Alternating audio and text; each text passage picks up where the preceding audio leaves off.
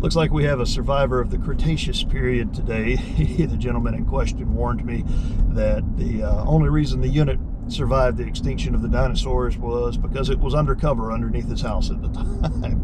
But apparently it had been working, then suddenly right after Christmas it stopped.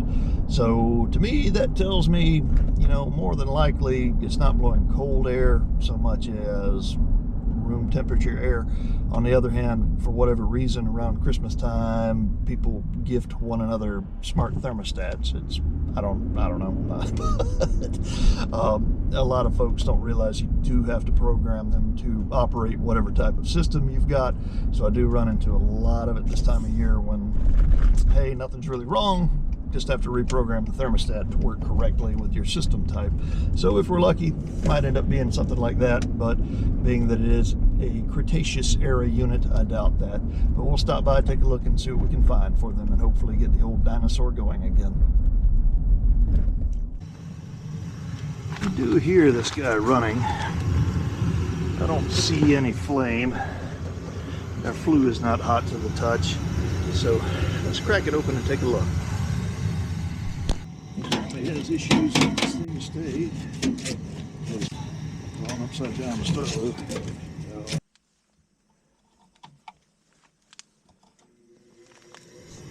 And we're just going to cycle the power. Let it try again. So our inducer is running. We can hear that going. That's a lot of our job, just waiting and watching things. So the way our furnace is supposed to work, our inducer turns on, causes a little bit of a vacuum. Our pressure switch pulls in. It has so many seconds to do that, so it has to start open and then close. When it does, it proves that, hey, our inducer's running, we have flow through our combustion chamber. Next step is our igniter should turn on and start glowing. Once it gets hot enough, it's typically done by time, so it knows, hey, after this amount of seconds, I should be glowing enough, be hot enough, essentially, for the gas to ignite. And then our gas valve should turn on after a few seconds. Raw gas will be injected, lights up. Then down here at the bottom, we have our flame sensor that's, you know, registering a little bit of millivoltage through it to say, hey, I am actually running, let's go, kind of thing. But let's see what happens with this guy. So we heard the gas valve click. We do hear raw gas going through, so we know our gas valve's working, but we never saw a glow come from our igniter here.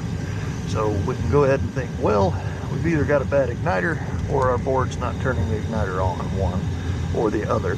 A couple of ways you can check to do that. If you were so inclined, it's going to be 120 volts on this particular one, so we could pull this connection here and just wait to see if we get 120 volts. We may do that just to show you. The other way you could do it is same thing but backwards. Pull this guy loose and check the resistance between that igniter on both sides, and if you see zero, or open load rather, you know it's bad. Disconnect here. Put them on voltage.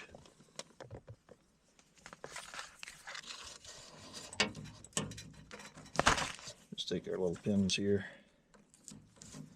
slide our probe in either side.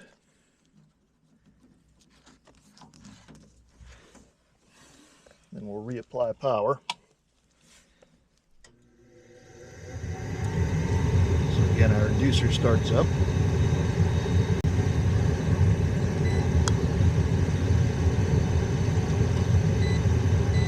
There's our power for our igniter.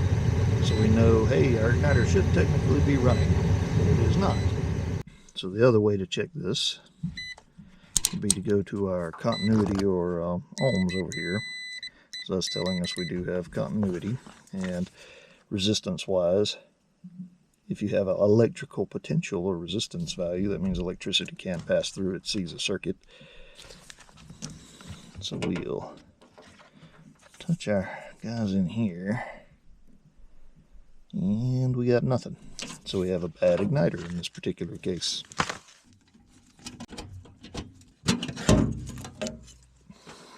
And if we could have seen it, you would actually see this little white corrosion is a pretty good indicator usually that these guys have gone. So if you have an ability to actually see these things, if you see just a little bit of white stuff peeking out above, that's usually a good indicator that they've broken. But these are carbide igniters, so they're very brittle. I'll show you. They'll just snap right off. So you don't want to touch them with your hand either. This one's dead, obviously, so it's okay. But just a little bit of oil on them will cause them to burn up. But you can see where that little crack happened right there where it burned up. So if we had this exact same type of igniter, it's simple enough. It's just a little latch guy here. So you can, again, don't touch that. But this one's broken, so we're not that worried about it.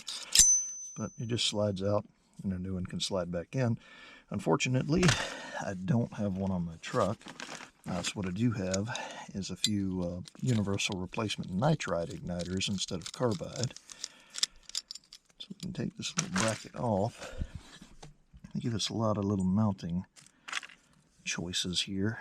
And I think that one would be pretty close. Yeah, so that should put us in right about the same general area of our other igniter. So we'll try this guy. We might be able to get them going now instead of having to wait.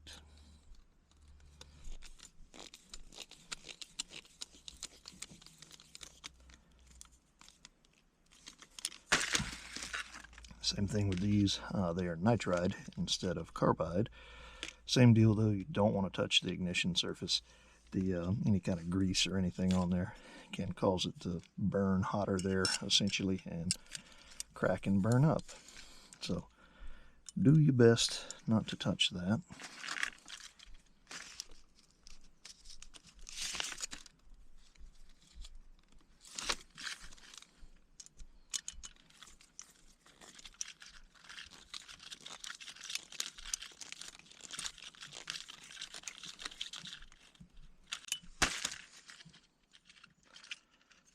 Want it. Again, I think that'll put us pretty much right in the same general area as this guy was when it set here. So we'll go ahead and install it. Try to orchestrate it in there so we don't either touch it with our hands or bang it around on anything.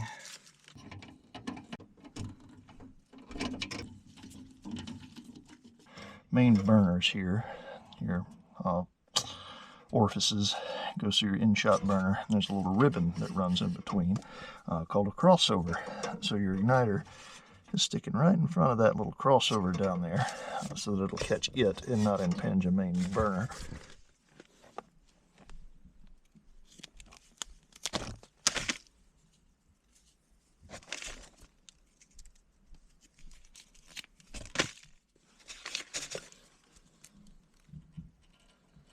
But one thing about the nice ceramic wire nuts is they're very, very open on the end. So it's hard to get these things to take unless you do it a little yourself first.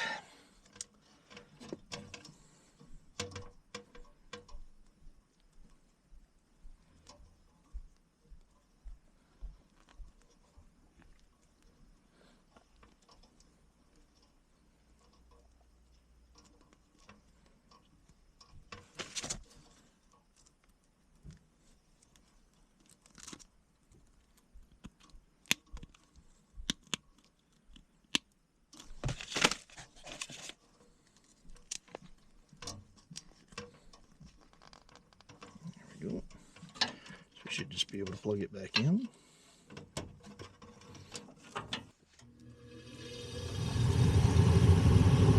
So once more, there's our induction fan going, proving we got a vacuum.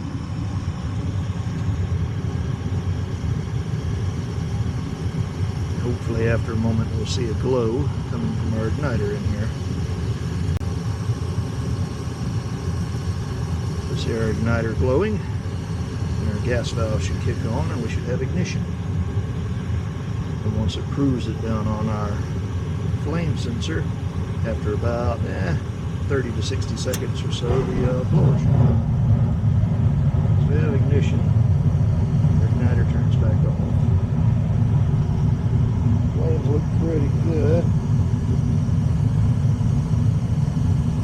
Nice and blue.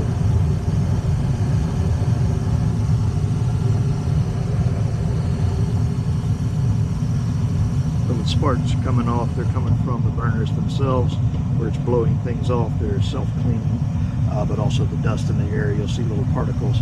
Now, if you were to see straight orange or something like that, that would be an indication of yellow tipping, where you would have a problem. But in this case, that looks pretty good. Next thing we'll look for is when this blower eventually turns on. If our flame pulls one direction or the other, we'll know we may have an issue with a cracked heat exchanger. Our blower just energized, and I don't really see our flames didn't deviate really much at all, other than me moving and waving. So I believe we're good to go.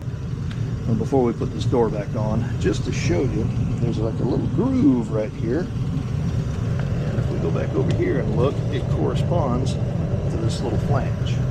If we go back over here, we see these little cutouts on the top and the bottom that correspond to these. So there's going to be a little bit of a gap. Whoever put it back on had it in upside down, and probably because they didn't like that gap or didn't understand how it worked. But that is just a gap going into the combustion chamber, so they're not really worried about that. So these corners just slide under that, and correspondingly, if I can do it with one hand, if you push this other side through, you get your corners under, it should just slide forward. And I missed on that one, but there we go. There. So now it's locked into place, and we don't need tape. There is a little bit of a gap, but it's not going into the it's going into the combustion chamber, like I say, so it's not really a problem. But that's the way it's supposed to go on. So we got the Dinosaur going, and we'll get out of here. Not quite as ancient of a furnace as we were led to believe, so probably never saw the Dinosaurs. It was fairly old, but it was modern enough that it was using a direct ignition source, like a hot shoe. It was a 80%er. That particular case, we did go through a little more troubleshooting than normal, but those carbide igniters, they are very brittle, and typically you'll see that little white band we saw on there. And if we didn't have so much metal in between us, you can, in most cases, actually see the igniter when you're looking inside the little burner cabinet there. And you'll see that little white band and say, oh, bad igniter, and don't even really have to check. This particular case, we couldn't see it, so we went ahead and went through a couple of different ways to troubleshoot one. They are very brittle, and even touching it with your finger can put enough oil on it that it may cause some issues. So over the years, yeah, they do crack. We did replace it with a Nitride general replacement just because that's what I had in my truck. I don't know if anybody's familiar with the show Tulsa King, but a lot of it was filmed right here, at least for a couple of seasons. But in the particular case of those Nitride igniters, they typically come with about a bajillion little mounts you could put on there. So it worked out pretty good in most cases. They do, funnily enough, the ones I use, they say lifetime warranty on there, but when you read the fine print, it's got a little asterisk that says, I think it's 3 years. So I guess that's a lifetime. But anyway, in most cases, they work fairly well. They're able to fit in most spots. There are several of them, though, that do use those carbide igniters that the slot just isn't made for it. It's a square slot. So the little round Nitride igniter does not fit at all. So there are some cases where you do have to use them, but when you do change out anything to a general replacement, especially those igniters, do watch, because sometimes they're not quite aimed the right direction. It may be touching metal somewhere in there, and then you get a big spark and it might start the first time, and that's the only time it'll ever start. So do watch out for that. But other thing, you don't want them to really impinge the main burners shooting in there, those in-shot burners. So typically they are spaced down where they'll catch one of those crossovers instead. So do kind of watch for that kind of thing. But other than that, a relatively easy little service call and change out, and we'll move on and see what else we can find to do today.